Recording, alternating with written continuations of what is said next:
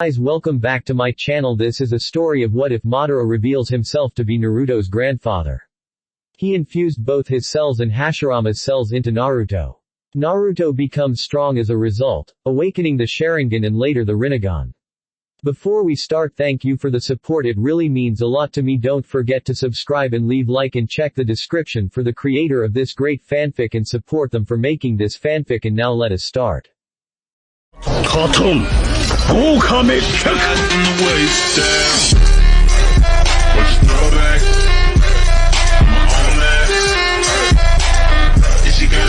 Chapter 33. For the past week Naruto never hadn't bothered to return to Konoha. Had been staying inside the capital of Rice of Fields, away from the world. The Crystal Palace was the only place he could sit about without anyone disturbing him. The basement levels of the palace were also sealed and free of Zetsu. The whole week he spent without seeing the sun or the moon, and seeing the light again brought a little smile on his face. Surely the hidden villages were in disarray now, given that Uchiha Madara had returned. He was positive that no one had watched, no one had been present when Kabuto brought the infamous Uchiha back using the Edo Tensei. This meant that if no one was watching, then no one could have known that he had returned. It raised a number of questions as to who spread the word. Unless Zetsu was responsible, spread out the word. Perhaps it had have been made by Obito. The dead Uchiha wasn't stupid. He had been trained by Madara after all. Perhaps Zetsu had done it. He thought that, thinking it would make things a bit easy for Madara if everyone knew he was alive. Surely, his grandfather would probably disregard anyone except for him. Perhaps the only people who could interest him were the Kages, but that would only be their power. He also doubted that his grandfather would spend much time hunting the down Bijouis while when he could do it for him. It didn't matter one way or the other anyway, it worked in his favor. This just worked well for him. Madara wasn't known to be a good person. In fact, even if he were to walk into Konohagakure, they would most likely attack him. They branded him a traitor after all. Right now, they were both shared the title of most feared shinobi. No, he was evil, and even if he walked into Konohagakure, they would probably attack him. They branded him a traitor after all. Right now, the world feared two shinobi, Madara and him. However, unlike Madara, he wasn't known to be a power-hungry fool who was after the power of other Kages. In fact, he was known to be of some help some of the other villages. Between him and his grandfather, he held a better image, but such things didn't matter to his grandfather, especially when he, Madara, hated this world. But they were the same in this regard. He also hated this world. His recent activities with fighting Nagato, and destroying Iwa's army had not gone unnoticed. It seemed that whoever began to spread the news of Madara's return also let slip the rumor about everything. What was most surprising was that the report was actually accurate, which led him to believe that it may have been Zetsu's doing. While the citizens of Odo in the capital of Rice rejoiced that their leader saved them from Iwa's army, some of the other nations on the other hand weren't happy at all. Obviously the Sandaime Kage was downright furious at the embarrassment of his army. It only took him to destroy the army, an army that had been in training for many years. Iwa's defeat by Naruto wasn't the first time they suffered a humiliating loss at the hands of a single individual. Minato had also slaughtered over 1,000 Iwagakure shinobi on his own. This was losses that were surely not doing well to helping the village's image. If more than anything, one would find Iwa to be weak if its army could be killed by just one man. Other nations were keeping a critical close eye but at the same time not saying anything. It was that much obvious that no village wanted to be the one to start a war. But however, should it happen, they would certainly jump into attack. And as it appeared, as it stood, if the other nations were to unite, they would do so in order to eliminate the both of them, him, and Madara. Both of the aforementioned Uchihas had ties with Konoha. Everything had to do with Konoha, it seems. Killing more shinobi would be an annoyance, one he was not looking towards. He wasn't looking forward to fighting the average shinobi. At the same time, he would do everything he could to ensure that a war didn't ignite. Though, if it couldn't be helped, then he would stand against those seeking an early death. But if it could not be helped, then he would in no doubt have to slaughter more shinobi. But if war blossomed, then Konoha would be caught in the middle of it and the village was surely not going to escape unscathed. Well, that is if it can manage to hold off the forces of several villages. He didn't want the village to suffer any damage, unless it was by him. He had lived so long ensuring that the village stayed in one piece so that the village as a whole could be redeemed. Should the plan to redeem the village fail, then it was another story, with a different ending. An Anbu appeared at Naruto's right hand, on top of the Hokage monument where Naruto had been standing. He had just returned to the village. What is it? You have been called to the council's chambers, the Anbu curtly stated before disappearing in a swirl of leaves. The Anbu reported and disappeared away from the monument. That was quick, Naruto thought mildly. It had been less than 10 minutes that he spent standing on top of the monument, and Tsunade had already called a council meeting. Perhaps she had been waiting for his return, that is why she had done it so quickly. Council chambers. The doors opened, and a calm-looking Uchiha Naruto walked into the council chambers. The moment he entered, the atmosphere became tense. He could see it in the eyes of the Hokage, clan heads and Jiraiya that there was something that was bothering them. They wanted to inform him something which it was obvious they thought he would not like. The doors swung open and the atmosphere quickly changed as Naruto calmly strolled into the council's chambers. He could see it in their eyes as they tensed, everyone from the clan heads to the Hokage, and Jiraiya, there was something bothering them. It was obvious that whatever it was, they were sure he wasn't going to like it. Interesting, Naruto stated of the tense atmosphere in the chamber. It has been long since I walked into this room and I felt it so tense like this. But then again, the situation outside the walls of the village is also tense. It has to be expected, he was speaking to himself more than to anyone really. Interesting, Naruto commented. It's been quite some time since I last walked into a room as tense as like this. Then again, the situation isn't much different outside the walls of the village either. It's to be expected, he stated more to himself than the room at large. Once the blonde had taken a seat, Tsunade spoke, I'm glad you finally decided to show up on time. Whether she was being sarcastic or not, Naruto really didn't care much. What is it then? I just returned, and I find myself being told that I am wanted. Naruto stated looking at everyone inside the room. Tsunade seemed to gather some confidence before speaking. I'll get straight to it then. The council feels, we should distance ourselves from you for the time being. Recent information from an unlikely source has forced us to consider our standing with you. Along with word that Madara's return, evidence has been brought forth forcing us to question the nature of your relationship with the traitor. Your continued association with the village will only do more harm than good. That is why this council has come to the decision, Uchiha Naruto, from this moment on, until everything settles, you are hereby banished from this village. I will not put the lives of those within the village in the line of danger due to your actions. This is my verdict, you have until sunset to be out of the village limits.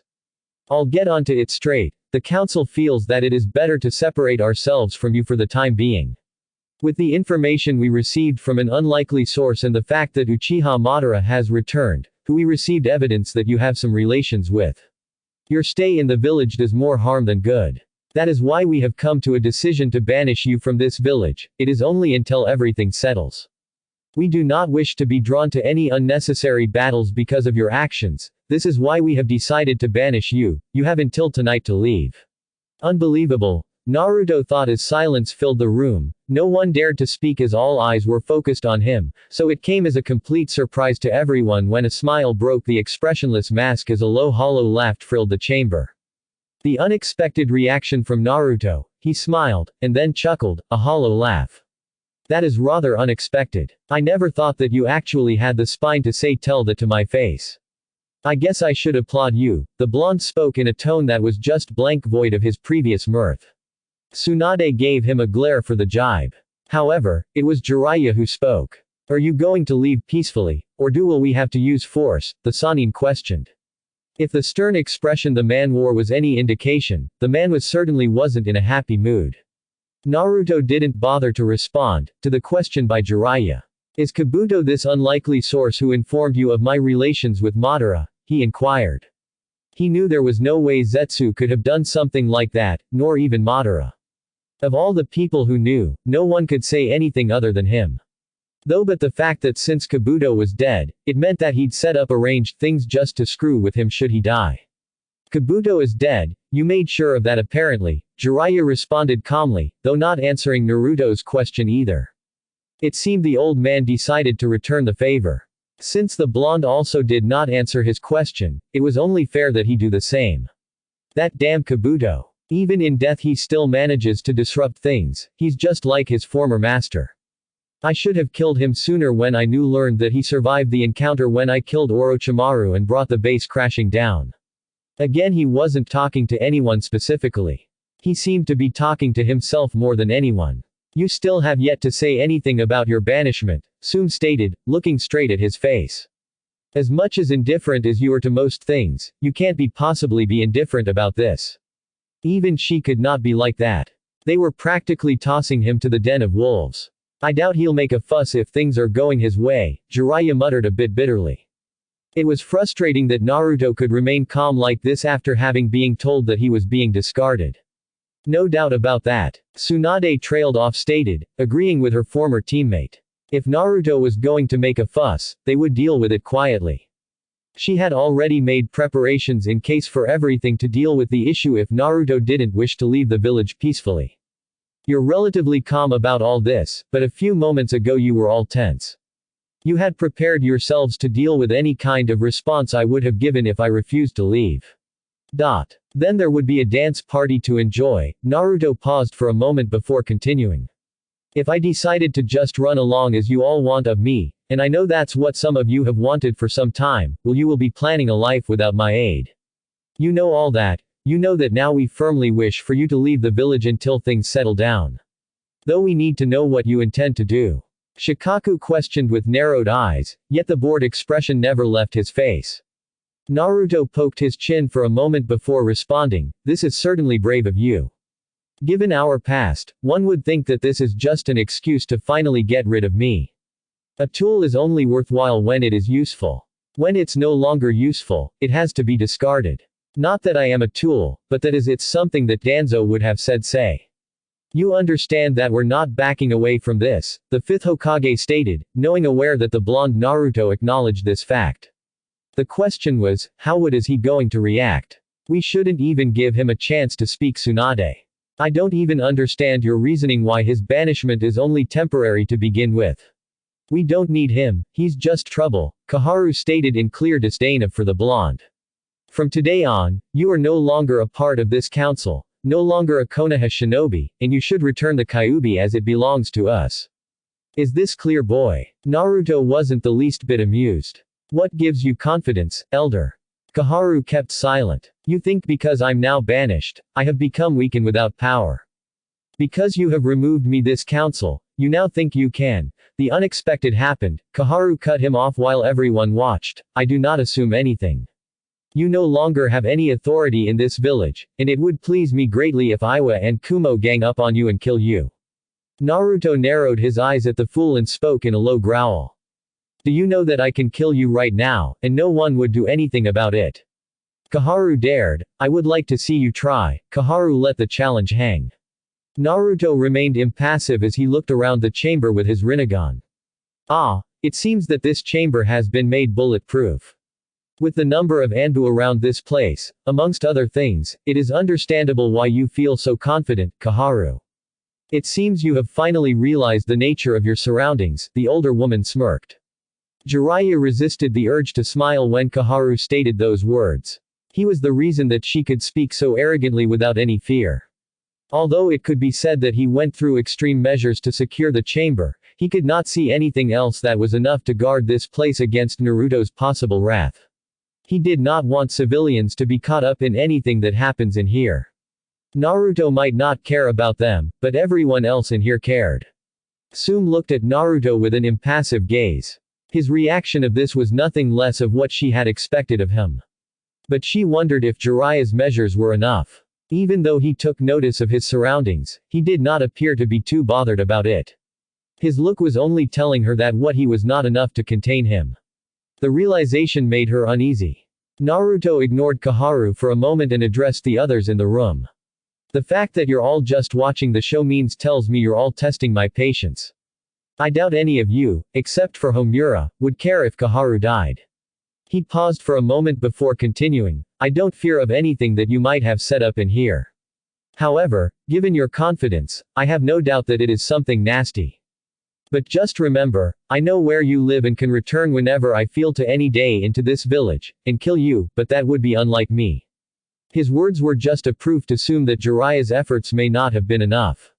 The uneasy feeling never left her, and looking around at her fellow clan heads, she could see they too had the same thoughts as she did. She just hoped that Naruto did nothing that would require them to take extreme measures. Before Koharu could say anything, Tsunade silenced her. Enough, came the firm-spoken command. Are you going to leaving peacefully? She questioned, looking straight at Naruto. I will, Naruto responded quietly. This works better for me anyway. He then paused for a moment. Iwa will be hunting me down because of what I did. It's also possible that Kumo will do the same, but with Iwagakure, the village would probably get to go through Konoha in order to get to me. Another war between the villages would arise, and you don't want to involve your children in a war if it can be helped. Tsunade nodded, still in her commanding tone, she spoke. This is what we should have done from the beginning when we learned that you were behind Oto. I thought that things would be manageable, but they're not. And I don't wish to send any of my shinobi to their deaths because of something someone started. It would be been fair if Konoha had started it. You shouldn't color it like that, Tsunade. Boy, what the Hokage is saying, is that you're more trouble than you're worth. You're useless to us now and we no longer need you. It's a pity that after all you went through in your childhood, we have to throw you away like trash. However, it can't be helped, your arrogance is at fault here, and you still haven't responded to my demand towards about the Kyuubi. Again, Koharu spoke arrogantly, while her former teammate shook his head.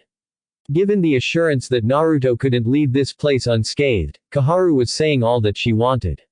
Your preparations in containing me are based on preconceived notions on what you know of my power. You have no hope of containing what you can't understand. I am not invincible, I know that very well, but none of you can defeat me. And on the topic of the Kyuubi, it does not belong to this village. Though if you insist on having it, I'll be more than willing to summon it here, and see if it agrees with you. Naruto paused for a moment to allow the words to sink in. Woman, I have allowed you to speak until now, but that is enough. Continue, and I will watch you burn, slowly. The tone was calm, yet so deadly that everyone except for Koharu knew he was being serious. Uchiha Naruto did not make idle threats after all. You wouldn't dare attack a council member like this. That's ground for imprisonment or execution. Not even Danzo would dare do something like that, Koharu rebuffed. She folded her arms across her chest. All logic dictated that she was correct, but she was forgetting something. Amaterasu, it was that simple word that had Koharu screaming in agony as the black flames burned her slowly. The poor woman fell off her chair trying to put off the flames to no avail. Naruto. That's enough, the Godime exclaimed, banging the table with her fists. 3 Anbu appeared and surrounded the Godime Hokage, but Naruto remained seated in his chair, not the least concerned by their arrival. Although she took it a bit too far, what you have done is a serious offense. One that will be punished, do you understand? Jiraiya stated in a tone of authority. How boring, Naruto muttered in a mask of indifference. However, Jiraiya, do you think I care? He turned to look at everyone else in the chamber. You have banished me anyway. It's only fair that I let her suffer for rubbing salt to the wounds. He paused for a moment. I will return when I decide to, but until then, he was gone with a snap of his fingers. Should we go after him, Lady Hokage? The Anbu with a tiger mask asked. No, Tsunade gritted her teeth. Get me Uchiha Sasuke, now.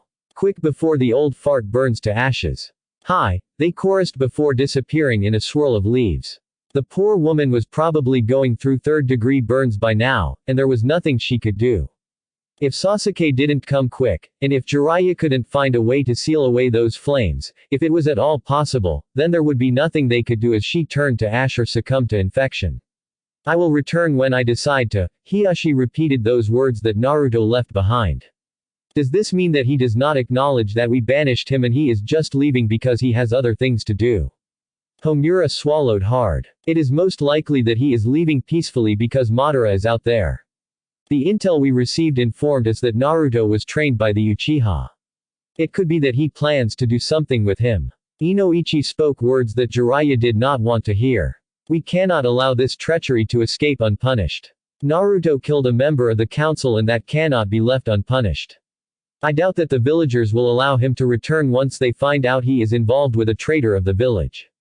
Uchiha compound. That was unexpected, Naruto thought to himself as he made his way towards his room. The words replayed themselves as he thought back on the meeting he had just fled from, the same words he thought when Tsunade told him that they were banishing him from this village. It would have been laughable if it were indefinite. But it wasn't a huge concern if it did not matter to him if he was banished or not. His banishment didn't affect his grand plan at all. Yes, it was irrelevant to him if he was banished or not. He could still do as he pleases, though he no longer needed proof that Konoha wouldn't change their ways. This unforeseen banishment was not totally without merit. He would now have the chance to see their reactions when he did return. If they reacted as he knew them to, their chance at redemption would be lost and the punishment would be severe. He was not going to force their acceptance of him, but he would have them know the same loneliness and pain he felt and accept that they were the worst sort of people alive. Still, for those fools to actually plan to throw him away like trash was a bit unexpected. But they would not have made the choice, if they knew he would handle this calmly. They could also be lying about the fact that they would lift his banishment after everything is settled with Kumogakure and Iwagakure. He would have to wait and see what would happen after that, that is if he felt like it. With this new development, news would soon spread, and there was little doubt since Konoha wiped their hands of him, his enemies would seek him out. More to the point, Onoki. Temporary or not, the old man would jump at the chance to attack him without having to fear retaliation from Konoha. Instead of fearing for his safety like any normal person, Naruto smiled at the thought. As he always said, he never likes anyone fighting his battles. Perhaps he did not like someone else fighting his battles because it would make him feel weak. Only the weak were those who could not fight their own battles, or so believed. He could deal with all his enemies without having to ensure that Konoha was safe so that Project Redemption could be launched. It certainly wouldn't do well if some of the shinobi were to perish before he could initiate the plan. Naruto had his grandfather, they were certainly going to mess around a little before taking the floor for their final dance. The name of Madara's once made men tremble, and now his name it would do so once more. The shinobi world would surely become chaotic than it already was if they got to know that Madara was his grandfather. Now he waited, he wondered how much chaos would spread, people were to learn the exact nature of their kinship. Hunter nins from all over would flock towards him seeking the right to claim his head. Certainly, hunter nins from everywhere would be all over like flies trying to get his head. It was not like they could actually do anything to either of them. With the power of the Bijus under their control, and their own ridiculous power, they could enslave the world without anyone to stop them. The gods themselves would have to come down to the world to and free them. Though something like that would be very unlikely to happen. Madara was bent on achieving his dream of enslaving the world under an illusion of peace. It didn't take long for Sasuke to appear before him. The Uchiha stood leaning against the door frame of his room with his hands folded across his chest. Naruto was first to speak. "You returned sooner than expected," he stated, settling down on his bed, everything already packed and sealed. Jiraiya handled the problem, he looked indifferent about whatever the problem may be. "That was cruel of you. I mean you just set her ablaze with flames you knew no one would be able to extinguish." Sasuke knew too well how painful a burn from Amaterasu was. Those flames were for enemies, he was sure that even a Biju as mighty as the Kyuubi, would roll about the ground screaming in agony. There was no extinguishing them, but Jiraiya had dealt with them by sealing them away. "I told her that if she continued speaking, I would watch her burn," Naruto responded with a shrug. Although he didn't stick around watch her burn entirely, he did watch her for a few seconds before he left the chambers. He didn't feel that it was worth his time to watch a worthless old woman burn to death, that is if Jiraiya was willing to see her die. She's suffering from 3rd-degree burns and is currently in a coma. She'll probably die in the next few days. Sasuke just thought he should let the blonde know of his handiwork. He was sure that the blonde wouldn't care either way, but he just thought it was best he let the blonde know that he was mostly likely going to the cause of another death for another of Konoha's council members. Although Danzo was executed, it was Naruto had caused the execution, and if Koharu were to die, which was highly likely he was sure was going to happen, it would be the second death of a council member he has been involved in. Homura was probably running scared thinking Naruto was after him, being that he was now the only one left in the group of elders. He would be running scared thinking that Naruto was also coming after him. It almost amused Sasuke how some really old people still wished to live despite having so many years under their belt. There were those old people who'd even sacrifice the lives of the young ones to preserve their own lives. Couldn't the elderly people understand that they should just die and allow the next generation younger ones to live? People were not made to live for eternity. Death was the debt all men paid, and everyone had a date, whether it was today or the next. The point was not being afraid when your time comes. Not everyone is supposed to live forever. Everybody had their expiry date. The issue was not being afraid of that date, even when you did not know how it was going to come. At least I would have given her a beautiful death. If she somehow survives, she would be haunted that by the pain for the rest of her short worthless life. Fitting, don't you think? You have to expect him to be indifferent about the whole matter. He couldn't care less, cared not if she lived or died. It didn't matter. If she dies, her pain was enough, but if she continues to live, it was more pain then. Sasuke nodded in agreement. While he didn't like some of Naruto's views about important matters, he shared the same thoughts as the blonde on something. They were both indifferent towards death. Be they Konoha shinobi or someone else, they didn't care. I'll admit, I am surprised that she's still alive given the burns she suffered. I would have thought that she'd have died due to extreme pain, Sasuke stated, not showing that he was at least surprised as he said he was. Tsunade was there. She is hailed as the best medic nin in the elemental nations after all, and old people surprisingly have strong wills to survive. That should be expected since they have much more experience in life and other things, Naruto explained calmly. Sasuke nodded. What did she do or say rather anyway? Not that her death means anything to me, but I am surprised that you attacked her in front of everyone. She was annoying, and I no longer had the patience to deal with her. I could have just as easily ripped off her jaw and cut her tongue to ensure her silence, she never speaks again. But that would have been too much of an effort. Yes, he could say such things in a calm tone without any hint of malice or killing intent. He could say it so perfectly like as if it were something discussed every day. It was a normal subject to him. Sasuke showed no disgust to Naruto's thoughts, he held no love for the village elders. If anything, he could have killed her himself. The Uchiha massacre was not something he could forgive easily. Added to that, his brother had been made to suffer because of Konoha. Of course, when it came to the deaths or pain of the people who were responsible for it, he would not pity them. I can't imagine doubt Jiraiya would have allowed you to do something like that in his presence, not to mention Tsunade.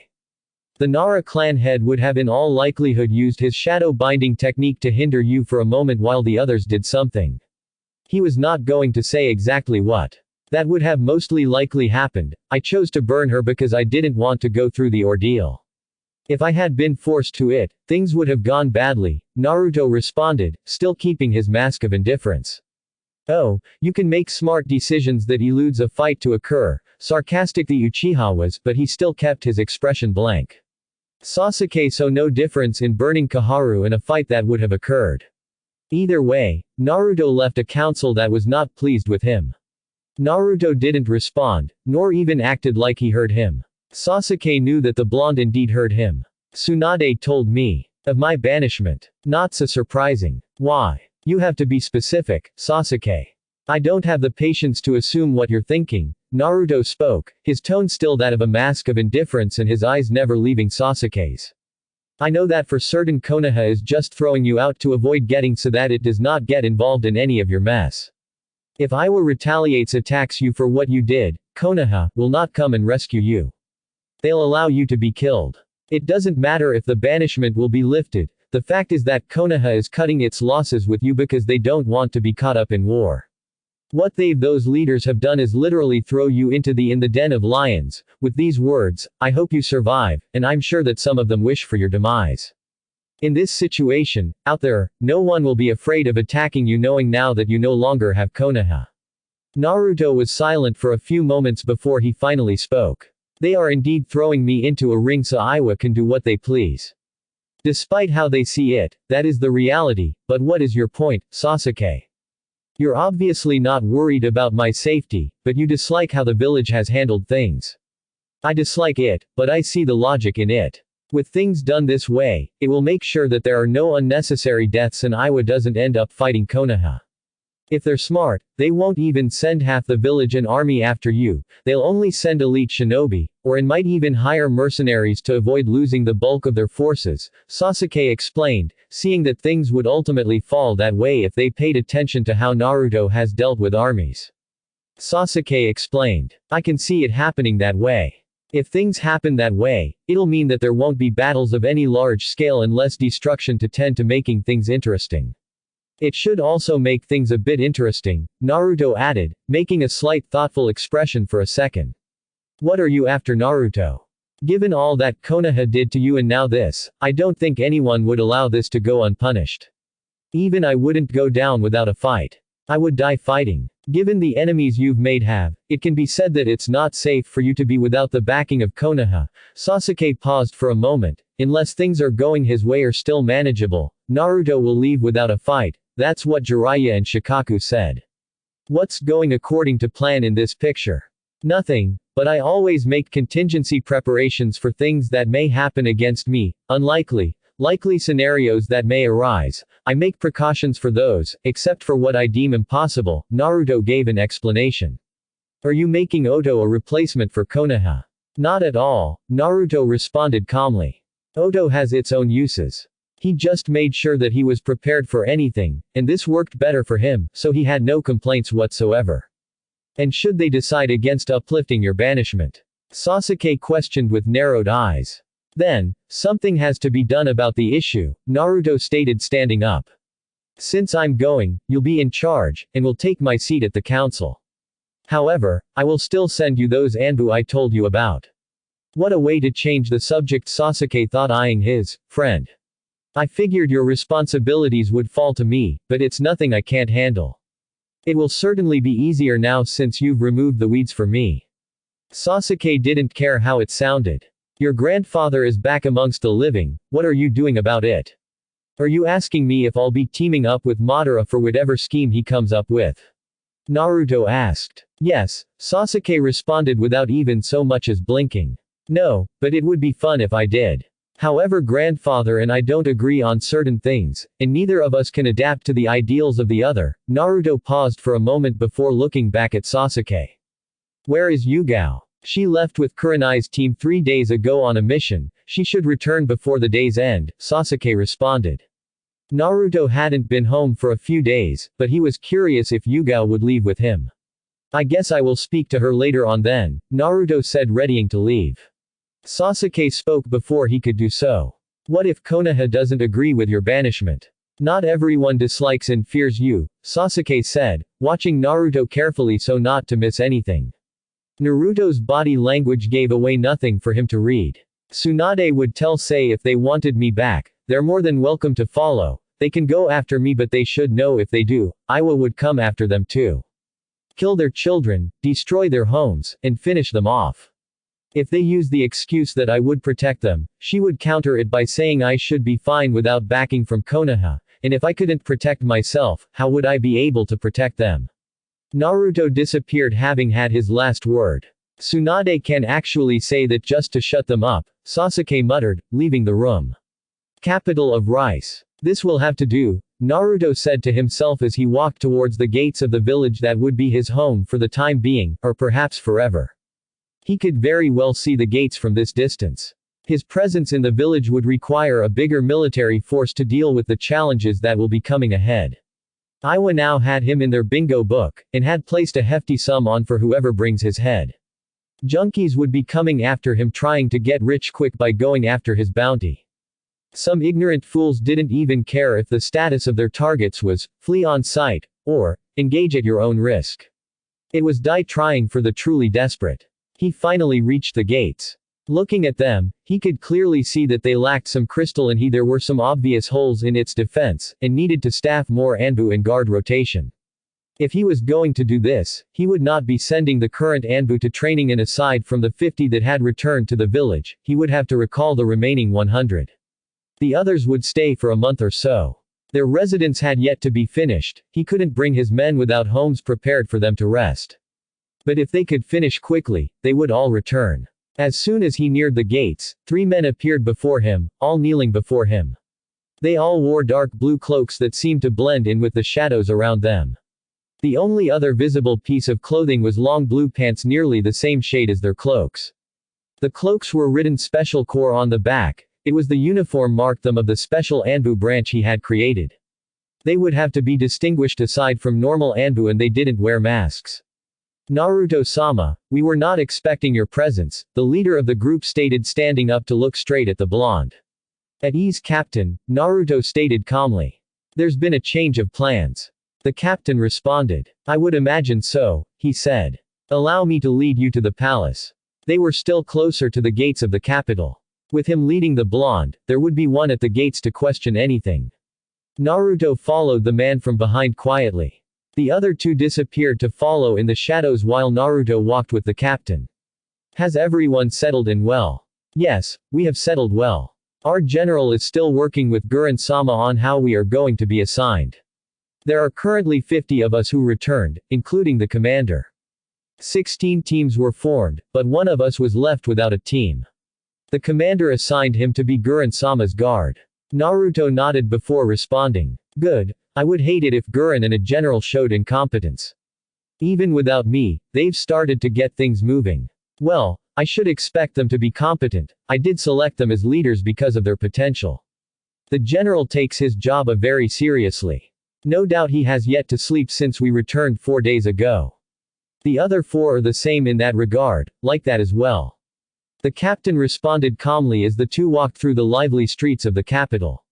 How is the security? Naruto asked as they walked past the gate guards, who naturally bowed slightly at his entrance. Tight. We've been able to tackle every attempt at infiltration.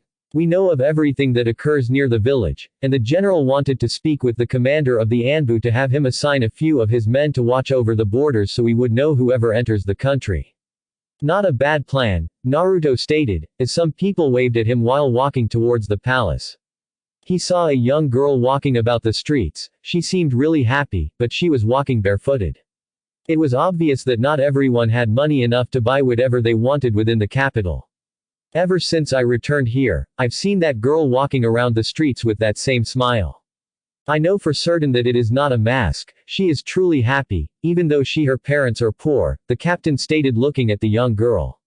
You don't like it knowing that there are other people who are poor in the capital, Naruto stated, deducing this from the tone of the man's voice.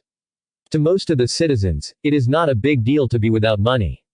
With that building, he stated, pointing at another building that was the tallest within the capital. It was a building that housed the homeless, and controlled social affairs of the citizens. Everyone can afford to smile. Even when you look after this place, you have nothing to complain about because you know that the leaders take care of their people. When you know that even if you die on duty, your family will still be taken care of, you always give your best for your home without care of your own life. Not everyone is equal, and there are winners and losers. Guren knew this, to ensure that those who are losers didn't suffer or aren't made to suffer by the winners. She built that building and created laws binding everyone to a certain way of living. She knew that without laws, the rich would oppress the poor. This would make the poor resent the rich.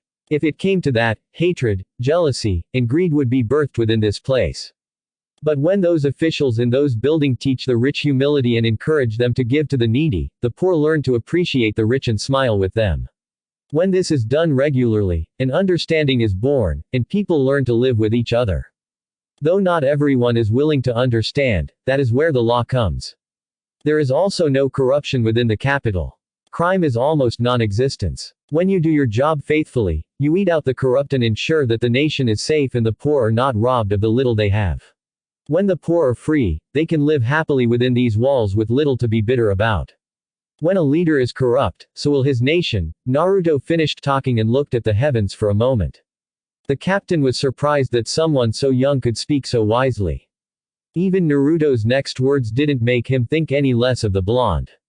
That is what Guren believes anyway. Her ideals relate to a senju and it seems to be working. She has created an environment that accepts everyone. What do you believe, Your Majesty? Perhaps some other day I will answer your question, Captain. It seems that I have spoken too much and we have reached our destination, Naruto responded. They had neared the Crystal Palace, where he was heading to. It appears so, the captain stated, as they went inside the palace and went on towards Guren's office. Guren's office. The captain and his men disappeared as Naruto walked inside the office. Guren was alone. Karen was probably somewhere within the capital looking over the projects that are being handled. Naruto, what a lovely surprise. Guren said by way of greeting, standing up to greet the blonde. A surprise indeed. But I do not think it is lovely, Naruto responded, taking a seat. He sat down and leaned against the chair, looking comfortable. You must be surprised about my visit. I am, Guren said, nodding to herself. Even more to that, Zetsu had continued with his disappearance. I will be sleeping in the basement, just as I have been in past days, for the next few months, Naruto stated, which Guren merely nodded. Konoha has banished me, the blonde then added, shocking the woman before him. Ungrateful bastards, she hissed. We will not allow this to go unpunished. You cannot let them throw you away like trash because things are tough. It is unacceptable. Naruto merely waved his hand dismissively. It is okay, Guren. I will still return to Konoha when I choose to. The banishment means nothing. It still does not change the fact that they are spitting me out like a gum that has lost its taste. Guren nodded in agreement. No matter what you do, if they considered you one of them, they would have never banished you. I know for certain that I would stand by my men and never betray their trust, as long as they have not done anything wrong. Those bastards are just scared, and in order to save their own skins, they are throwing you out. Naruto was silent for a few moments. Trust. Betrayal. Quote. He never looked at it in that way. He was always thinking that it was okay as long as things were manageable. I never trusted them, so they never betrayed my trust. I was a shinobi of Konoha, one of the leaders, and because things weren't looking too bright they have decided to cut their losses with me. If I was useful to them, they would have stayed with me. My presence in the village only makes them nervous. So I am a liability, that's why I was thrown out. He paused for a moment. Now, that is a bit sad. He certainly did not look sad.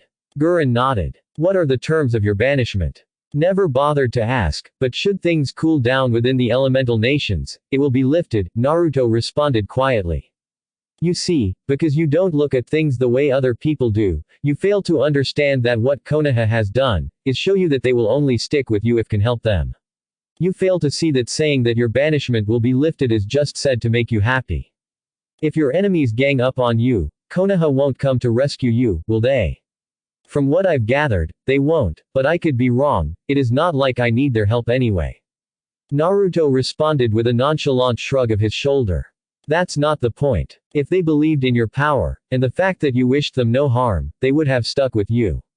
If I believe that you wish for this place's safety, I would never abandon you because I know that when danger strikes, you will fight to protect our home.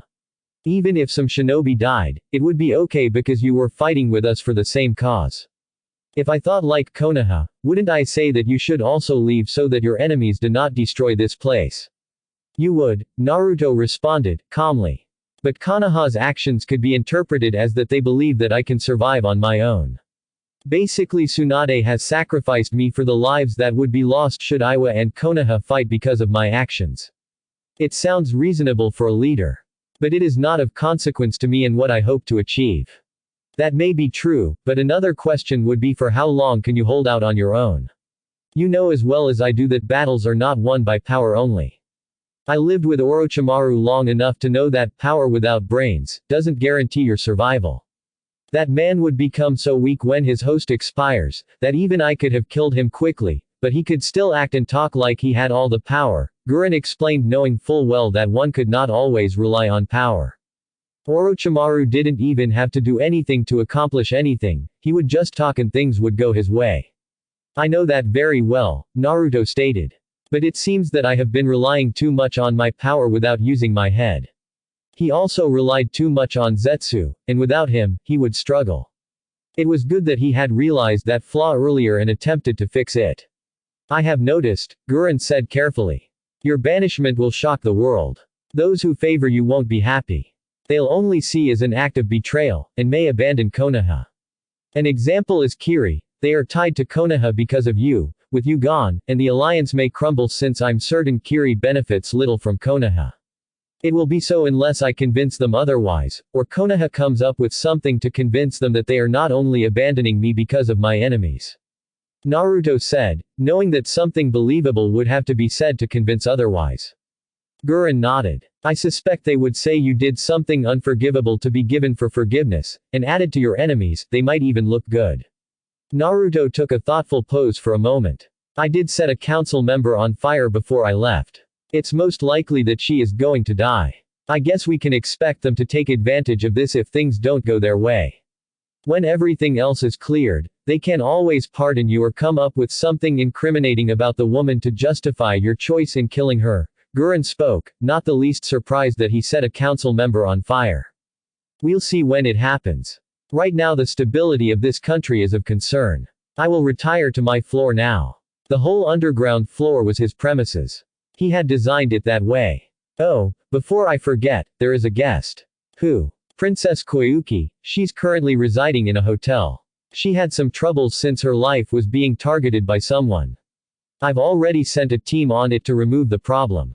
When they return, she will be able to leave. Naruto nodded. Suddenly this place has become small. I was thinking of extending it anyway. He was talking to himself than to Gurren. Get me the man who built this place. I want 2 more underground floors added, and 2 more above. I also wanted this place to be extended. I was also thinking of enlarging it. This place does not even have a personal training ground. It would be great if we had one. She was sure that Yukimaru would love to train here. She also needed to relieve some stress at times. Get it done, Naruto stated, leaving the office.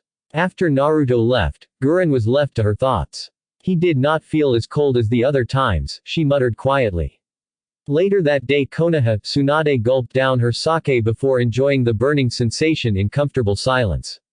She looked at her former teammates sitting across her. They were at a bar within Konoha, just the 2 of them. They did this sort of thing where when the situation called for it. Right now, the situation called for them to share a few drinks, and get the day over with as they wait for tomorrow when the storm finally comes. The news of Naruto's banishment was so far kept a secret, only for today it would stay so long enough for them to do damage control.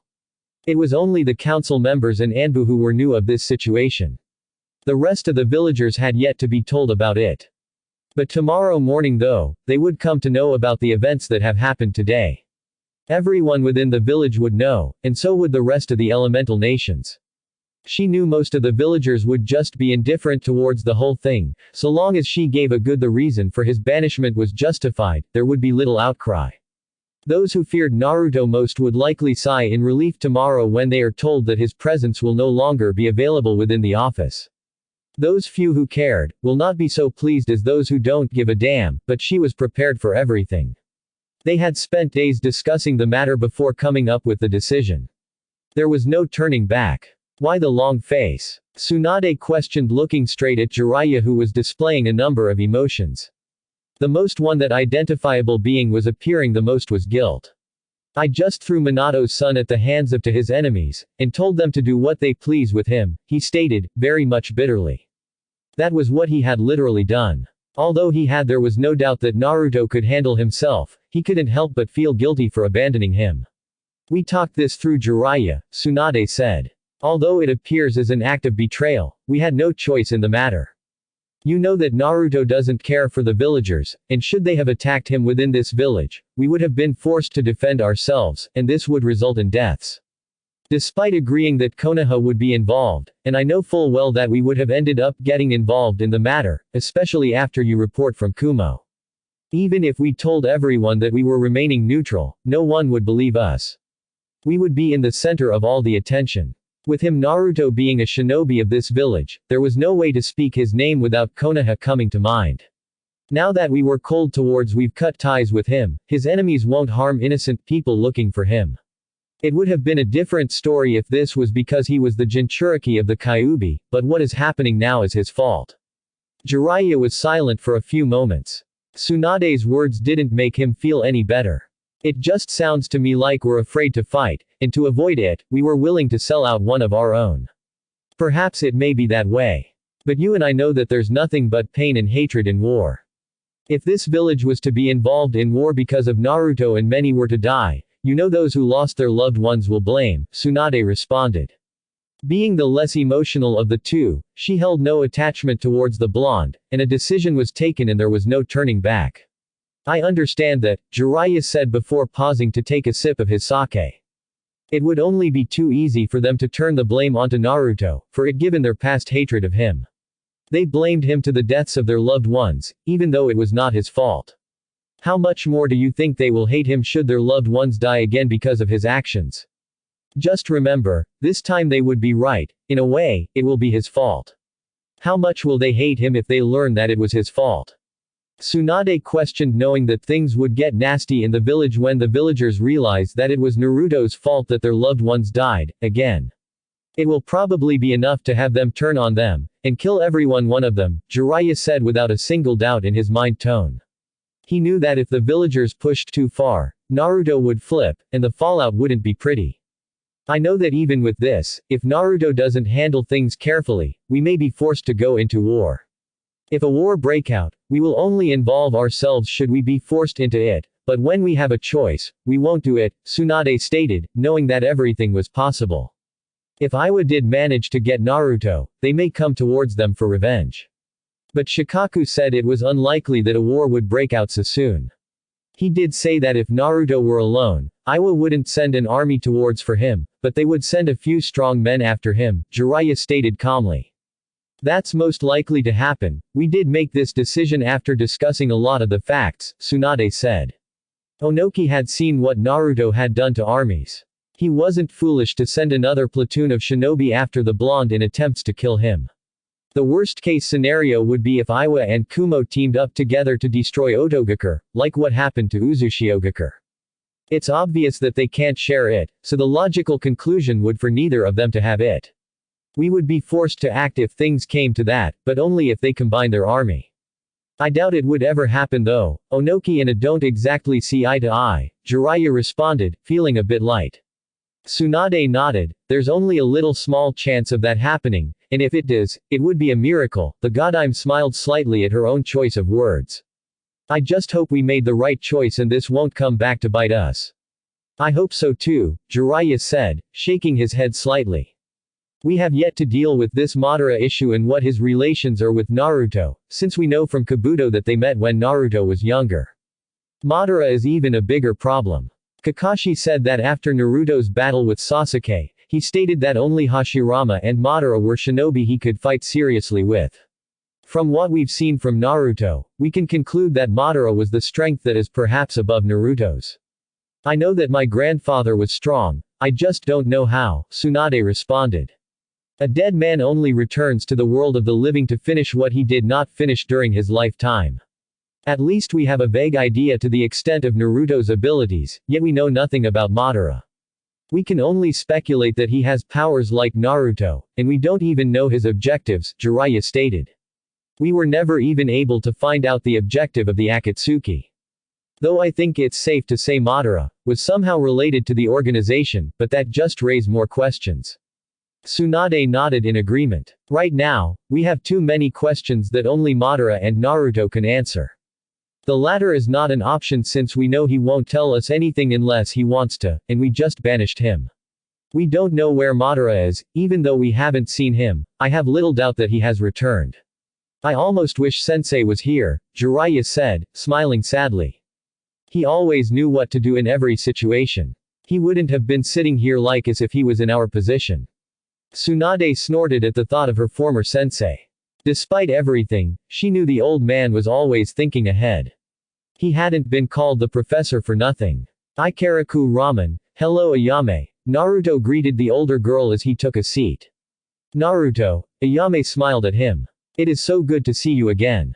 How are you? I'm well, you? I'm good. I haven't seen you come here at this time in a long time, the young woman smiled. The sun had already set, retired, giving way for the night stars to reveal themselves to the world.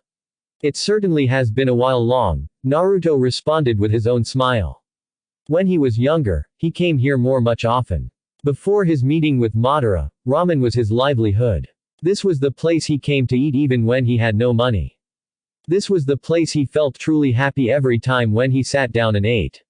We don't see you often these days anymore, especially given that you disappear a lot from the village now. This week you're here, and the next you are not. I just hear rumors about you. She understood that being a shinobi meant that he was mostly busy with his duty to the village, but with everything she has heard, it seemed that Naruto kept himself busy with his own duties. I always have much work to do, and when I return, I rarely have time to rest, Naruto responded calmly. Ayame nodded. Well, you'll have to take me to Otogakure one day since it's your village. I heard a traveler praising it one day recently after her last visit there. I have to see this adult amusement park I hear people talking about. She paused for a moment before speaking again. What is inside the park anyway? Nothing fancy, there are just 2 man-made waterfalls, man-made, a few hot springs, a cinema, a space for parties, a space for couples, and another for camping, Naruto responded, with little interest in what he was saying. However, I will take you one day. Promise me. Naruto merely gave her a smile. Have you gone to enjoy your day there? No, Naruto responded. Aside from the Crystal Palace, there was no other place he used inside the village. That didn't mean that he hadn't not seen everything the village had to offer. Ayame sighed. I forgot that you have no sense of fun, she said shaking her head. So, what can I get you? 2 bowls of miso ramen and another of pork please, Naruto said, giving Ayame that small smile. Ayame was immobile for a few seconds. Something had to be wrong. Ever since Naruto changed, he'd not ordered more than 1 bowl of ramen at once.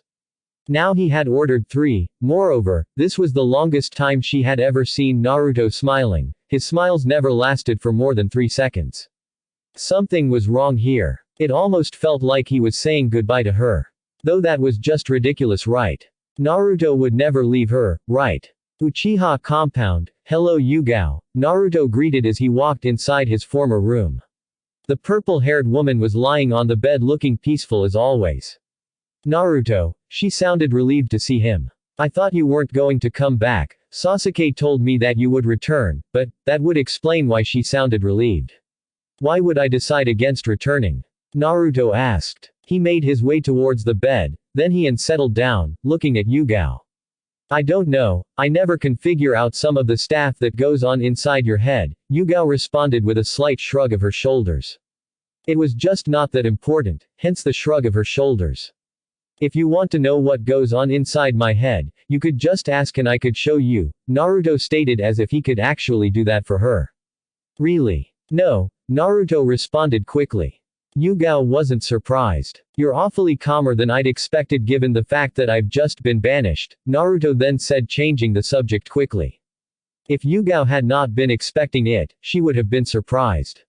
I've had a lot of time to think, Yugao responded, turning up to face him. I still can't believe that you've been banished from the village. What does this mean for us? Regardless of how much you love me, you cannot leave Konoha. Your attachment to this village goes beyond anything. You're willing to sacrifice your happiness for this village, you would even go as far as to die for this village. Yugao was silent. It's not very surprising, really. Shinobi who've ever been Anbu, value the village above all else, that doesn't mean that they can't make decisions for themselves. Not everything you do and think is for the benefit of Konoha, but leaving the village is another story, Naruto continued watching the woman in thought. I don't want you to leave, I don't want sleep in my bed alone without you beside me, she managed to keep her composure as she spoke. After tonight, there's a possibility that we'll never sleep in the same bed again, it was a possibility. Things had fast-tracked with the return of Madara. He could not enjoy his humanity when his grandfather was staring down at him. So you are leaving me. It appears so, but know that you will always be in my heart, Yugao. If things are handled quickly, you may end up living with me at my village, Naruto offered a smile as he spoke. Yugao pulled Naruto towards her and lay on her back. Will you stay with me for the night? She pulled him in for a kiss. She had missed the touch of his lips, feeling the warmth his warm breath gave to her skin. The thought of him leaving caused a wave of emotions to hit her, some she couldn't even explain. She wanted to feel the warmth of his body. She wanted him if only for one last time. Sure, Naruto responded with a small smile as he settled atop of Yugao. I'm sure you'll understand Tsunade's decision to remove Naruto from Konoha. I have been pointed that I don't show other characters' point of view in my chapters. The only thought that seems to matter is Naruto's and I seem to show his limited thoughts abundantly. I will try to work on that for the next chapters. I feel that one of holes in this story is the lack of clear development in Naruto's relationship with Yugao. There were a bit of changes, but there was nothing that was solid. The same can be said of his relationship with Mei. I wish I'd given this much time to develop. However, it can't be helped with the banishment. Regardless of how it looks after this chapter, the relationship between Naruto and Yugao is not over. Naruto's own character development is something that I feel I have failed to touch on and explore a bit. But I will see that in the end, there is some change that is noteworthy of a real development for him personally. Yugao has noted that Naruto is very lonely, but has yet to realize it himself because he is always busy with something. So I think when he finally realizes that he is indeed lonely, he will value Mei and Yugao in a way that has not been seen. However, I do not think that we will get to that. I would have settled for an emotionless sage who sees emotions as trivial things. But he had that thought in beginning, so we can't end with him saying the same words.